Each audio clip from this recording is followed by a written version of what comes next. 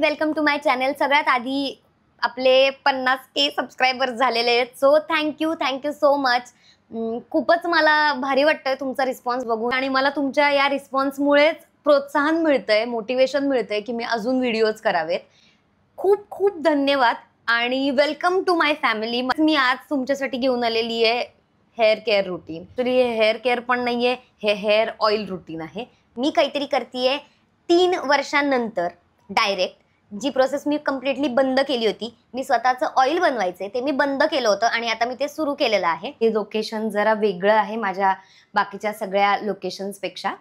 Job वगैरे जेव्हा करत होते ब्ला ब्ला ब्ला त्यावेळेला माझ्या एका मैत्रिणीने मला हे ऑइल बनवायला शिकवलं होतं आणि मी ते यूज करायचे आणि माझे केस अप्रतिम झाले होते त्यानंतर. सो आई कुठे काय करते त्या वेळेला पण माझे केस खूप चांगले होते. तेव्हा मी वापरायचे हे ऑइल अजिबात कंटाळा न करता. त्यानंतर मी खूप कंटाळा केला आणि माझ्या केसांची वाट लागली आणि आता मी अशात बघते की माझे केस खूप गळत आहेत. सगळं आळस सोडून आपल्याला करायचंच आहे आता. त्यामुळे मी आता काही काही गोष्टी घेऊन आली आहे आणि तुम्हाला माहिती आहे ॲक्च्युली हे खूप नॉर्मल आहे, पण आजचं माझं हे रुटीन होतं आणि मला ते शेअर करावंसं वाटलं. खूप लोक आता हे ऑइल करतात. It's a very good thing.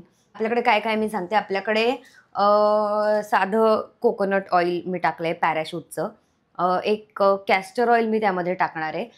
जास्वंदाची फुलं नाही आहेत. ऑइल होतं कुठे गेलं काय माहिती. ओके, ते शोधावं लागेल.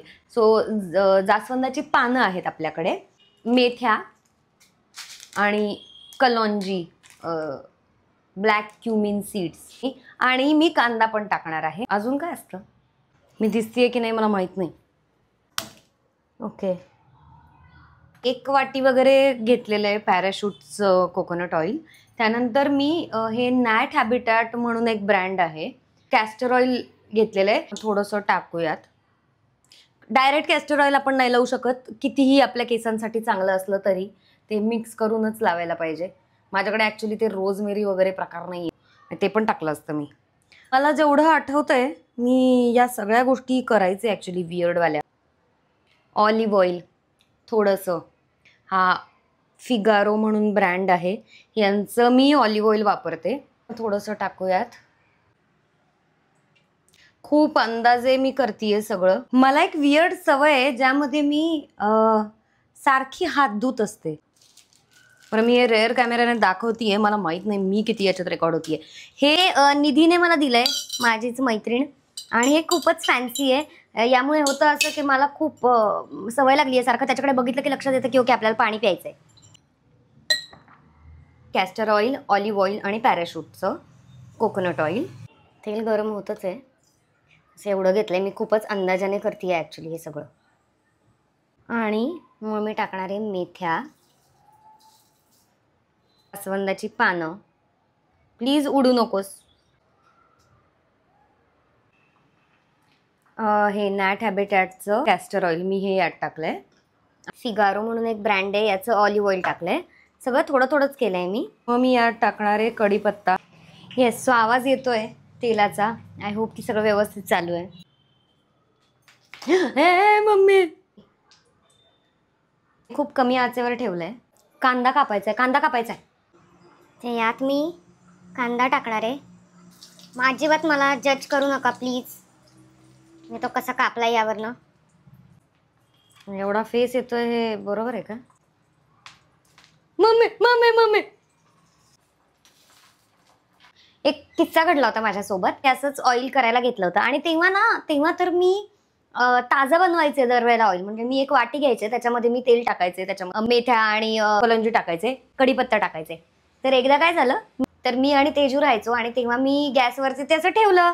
छोटीशी वाटी होती स्टीलची, कुठे अक्कल आहे काही. आणि मी काहीतरी हॉलमध्ये गेले काहीतरी आणायला आणि प्रॉपर त्या वाटीला आग लागली होती. ती वाटी अशी म्हणजे अशी प्रॉपर तिने जाळ फेकला. मी कसं बसं घाबरून, मी आणि तेजू मी असं घाबरून गेलो आणि गॅस बंद केला. आणि नंतर आम्हाला कळेच की आता याच्यावर पाणी टाकायचंय का, कारण की आगीवर तर पाणी नसतं टाकायचं वगैरे वगैरे. आम्ही काहीच सुधरतच नव्हतं आम्हाला. म्हणलं काय करायचंय. मग गॅस बंद केल्यानंतर ती आग जरा कमी झाली. मग आमच्या लक्षात आलं की ओ, आपण तर हुशारसारखं वाटी स्टीलची छोटीशी ती ठेवलेली आहे इकडे, तर मग ही अशी नसते ठेवायची. तुम्ही लायकीच्या नाही आहात किचन मध्ये जायच्यात. केस धुण्याच्या आधी एक 15 मिनिटं वगैरे मी कांदा लावते डोक्याला. मिक्सरमधनं डायरेक्ट कांदा फिरवते, त्याचा जो रस असतो तो डोक्याला लावते. मी भलेही सगळ्या व्हिडिओजमध्ये आणि सगळीकडे मी केस मोकळे सोडत असले तरी मला तुम्हाला एक सांगायचंय, मला अजिबात आवडत नाहीत केस मोकळे सोडलेले. मला असं वाटतंय काहीतरी प्रमाण मी कशाचं तरी कमी जास्त केलेलं आहे. निधीने जे काही माझं आयुष्य सुखकर केलेलं आहे, मला ट्रायपॉड आणि लाईट देऊन. हेअर केअरचं खूप लोकांनी विचारलं होतं. सगळ्यात आधी तर माझे केस माझ्या आईमुळे चांगले येतात. 12वी पर्यंत बीडला होते आणि तोपर्यंत आई शिकेकाई बनवायची घरी. शॅम्पूच वापरला नव्हता 12वी पर्यंत. मे बी त्यामुळे पण माझे केस जरा चांगले राहिले होते. मी सगळ्यात मोठं सिक्रेट तुम्हाला सांगणार आहे माझ्या हेअर केअरचं. मी पिण्याचं पाणी वापरते केस धुवायला. थोडंसं तुम्हाला असं वाटेल की उगाच एवढं काहीतरी ॲडव्हान्स सांगू नको. नाही, खूप फरक पडेल. ट्रस्ट मी, तुम्ही ही एकच गोष्ट करा. पहिली गोष्ट प्यायचं पाणी वापरायचं. दुसरी गोष्ट हे असं जे ऑइल आहे ते लावायचं. तिसरी गोष्ट कांदा तुम्ही लावू शकता. तुम्हाला खूप सर्दीचा त्रास असेल ना तर कांदा खूप कमी वेळ ठेवा. 10 ते 15 मिनिटं तुम्ही केसांना ठेवायचा आणि लगेच केस धुवून टाकायचे. त्याचा पण फरक पडू शकतो. तर तुम्हाला जर वाटत असेल तर तुमच्या डर्मॅटला विचारा. शॅम्पू सल्फेट आणि पॅराबेन फ्री असलेला शॅम्पू वापरा. सांगितला वेलाचा, तो मस्त कमाल शॅम्पू आहे.